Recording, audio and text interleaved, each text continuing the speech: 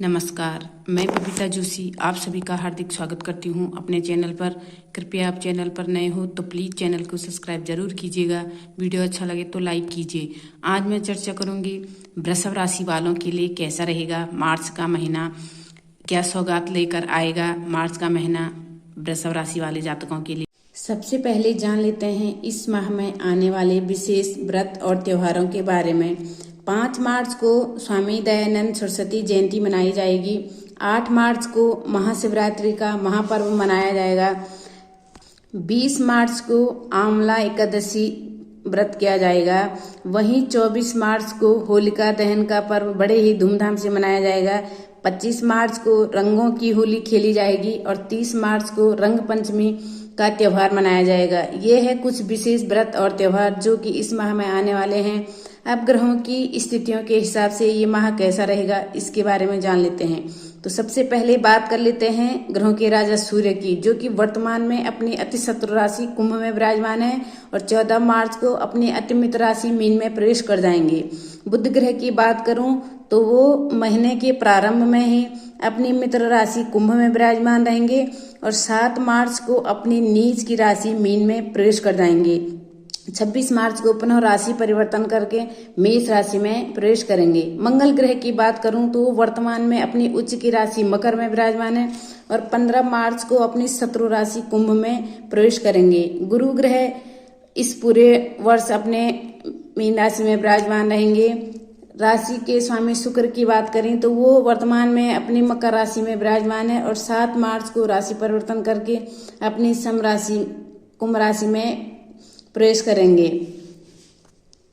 शनि ग्रह की बात करूं तो वो इस पूरे माह अपनी मूल त्रिकोण राशि कुंभ में स्वग्रही होकर विराजमान रहेंगे। राहु और केतु अपनी सम राशि मीन और कन्या में इस माह विराजमान रहेंगे। तो ये है इस माह की गृहस्थियां। इसी के आधार पर आपका मासिक राशिफल बनाया दिया जाएगा। तो शुरू करते हैं वृषभ राशि वालों का राशिफल, मार्च का राशिफल। सबसे पहले मैं आपको बता दूं ये राशिफल जो मैं दे रही हूं ये चंद गणनाओं पर आधारित है और आप इसे अपने राशि और प्रचित नाम राशि के आधार पर देख सकते हैं। अब सबसे पहले आपके राशि स्वामी यानी शुक्र की बात कर लेते हैं, जो कि आपके रोग भाव के भी स्वामी हैं और शुक्र महीने के प्रारंभ में ही 7 मार्च को ही आपके कर्म भाव में चले जाएंगे। पर यहाँ पर शुक्र के साथ युति होगी शनि की, तो साथ ही बाद में मंगल भी शुक्र के साथ आकर बैठेंगे। इन दोनों क्रूर ग्रहों के बीच में शुक्र लगभग फंसते हुए दिखाई दे रहे हैं। आधे मार्च तक सूर्य भी यहाँ रहेंगे। तो 3 क्रूर ग्रहों के बीच में शुक्र का रहना, यहाँ पर आपको अपनी पर्सनैलिटी में को दबाना नहीं है।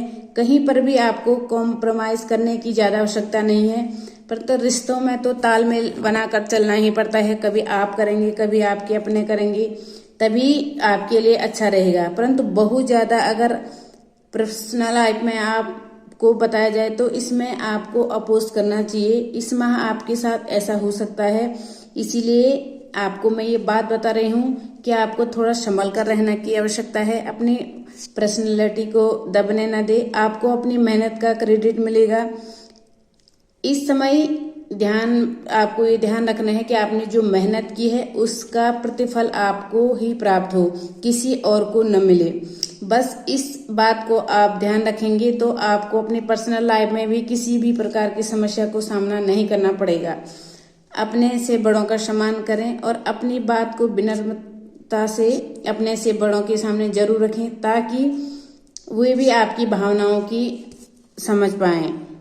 यहाँ पर आपको दब कर नहीं रहना है, इस बात का आपको ध्यान रखना है। अब रोग भाव के स्वामी भी है शुक्र और रोग भाव का स्वामी अपने से पंचम तो बैठेगा, परंतु शुक्र का मैंने आपको बताया है कि 3 ग्रहों के बीच में बैठना शुक्र फंस रहे हैं, इसलिए शुक्र आपको अपने स्वास्थ्य का विशेष ध्यान देना पड़ेगा।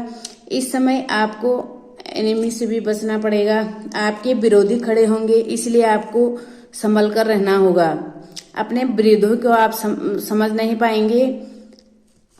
आपको इस माह में अपनी गोपनीय बातें अपने ही पास रखनी है, किसी से शेयर नहीं करनी है। इसीलिए आपको हर व्यक्ति के सामने स्ट्रांग पर्सनैलिटी दिखानी होगी। आपको दबना नहीं है, थकना नहीं और हारना नहीं है। बस आपको इस बात का ध्यान रखना है कि आपको अपने आत्मबल को बटोर कर रखें और किसी के सामने भी आप कमजोर न पड़े।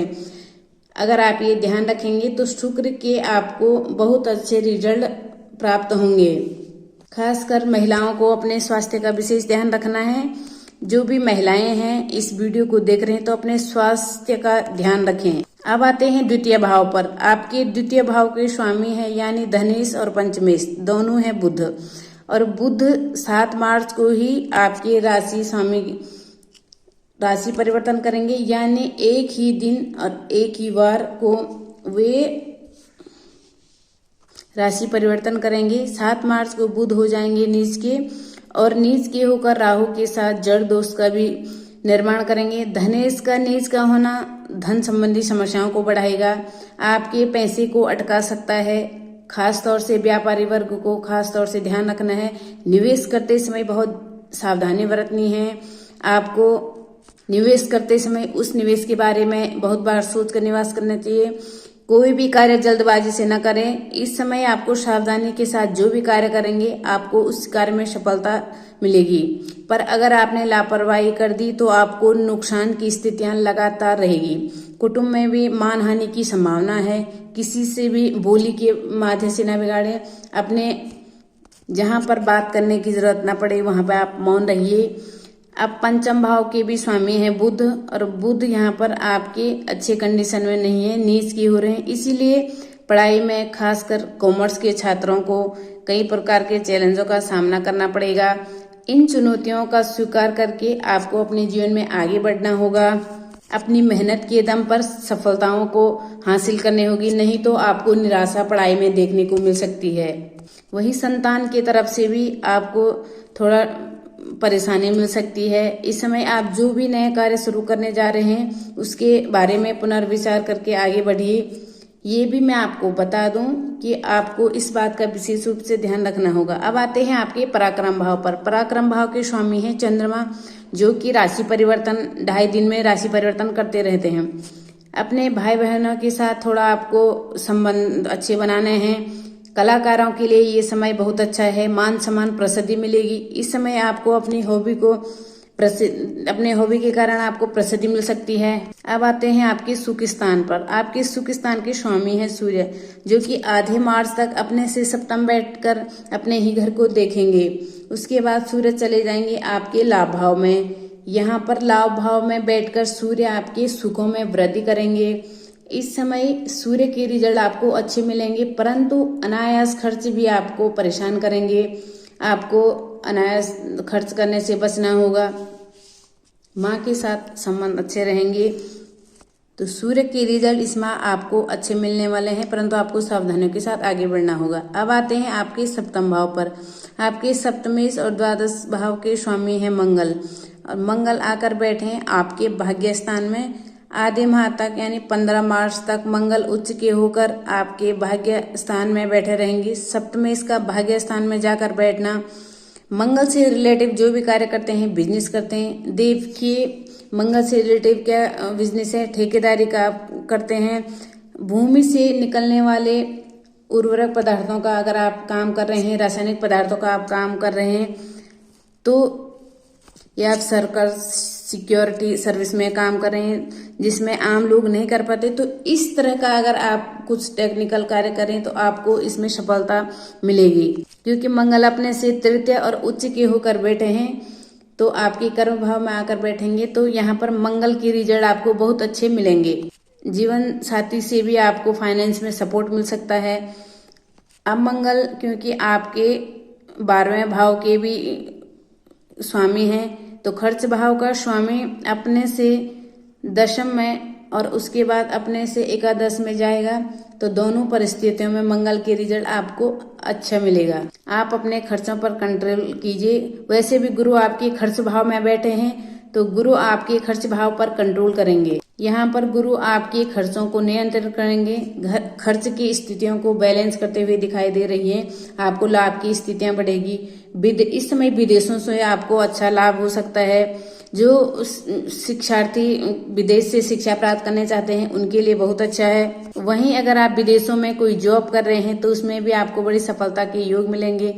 पद, मान सम्मान और प्रतिष्ठा बढ़ने के चांस ज्यादा हैं। यानी मंगल के रिजल्ट आपको हर परिस्थितियों में सातवें घर के और खर्च भाव के हिसाब से, दोनों के हिसाब से मंगल के रिजल्ट आपको बहुत अच्छे मिलेंगे। अब आते हैं आपके अष्टम भाव पर। आपके अष्टमेश और आपके लाभेश होते हैं गुरु, जो कि आपके खर्च भाव में जाकर बैठे हैं। अष्टमेश का खर्च भाव में जाकर बैठना बहुत अच्छा है। आपके खर्चों को नियंत्रित करेगा, आपके जीवन को बैलेंस करेगा, आपकी गतिविधियों को नियंत्रित करते हुए आपकी जीवन से नेगेटिव चीजों को हटाएगा। इस समय यात्राएं शुभ कार्यों से होगी। आध्यात्मिक कार्यों में आपकी रुचि हो सकती है। प्राकृतिक स्थलों की यात्रा हो सकती है। धार्मिक स्थानों की यात्रा हो सकती है। इस समय आपके ससुराल वालों से भी आपके रिश्ते अच्छे बन सकते हैं। अब गुरु क्यों आपके लाभ भाव के स्वामी हैं, एक घर आगे बैठ के हैं, तो आर्थिक स्थितियों को भी बढ़ाएंगे। इस समय आपकी पॉजिटिविटी आपको आगे बढ़ाने में मदद करेंगे। कहीं पर भी आपके काम नहीं अटक सकते हैं। आपको हर कार्य में सफलता मिल सकती है। गुरु आपको बहुत बैलेंस करके आगे बढ़ाने का प्रयास करेंगे। अब आते हैं आपके योग कारक ग्रह शनि। शनि आपके त्रिकोण और कर्मेश भी हैं। तो शनि कर्म भाव में सस महापुरुष योग बनाकर बैठे हैं। बहुत अच्छे समय से शनि का आपको देखने को मिल रहा है। बहुत लंबे टाइम से शनि यहाँ पे सस महापुरुष योग बनाकर बैठे हैं। और शनि का ये कर्म भाव में बैठना, महापुरुष योग कर बैठना आपके लिए बहुत अच्छा है। यहाँ पर प्रमोशन, इंक्रीमेंट, अधिकारियों से आपको लाभ हो सकता है। भाग्य भी आपको साथ दे रहा है। आपको अच्छे कार्यों से लाभ मिल सकता है। इस समय आपके पारिवारिक संबंध भी मजबूत रहेंगे और इस समय मित्रों का भी आपको बेहतर साथ और सहयोग मिलेगा। कुल मिलाकर शनि के परिणाम भी आपको बहुत अच्छे और बेहतर देखने को मिलेंगे। इस माह आपको उपाय के तौर पर क्या करना है, तो आपको शिव भगवान की पूजा करनी है और शिव भगवान को सफेद पुष्प जरूर चढ़ाएं, जिससे आपका महीना और भी खास रहेगा।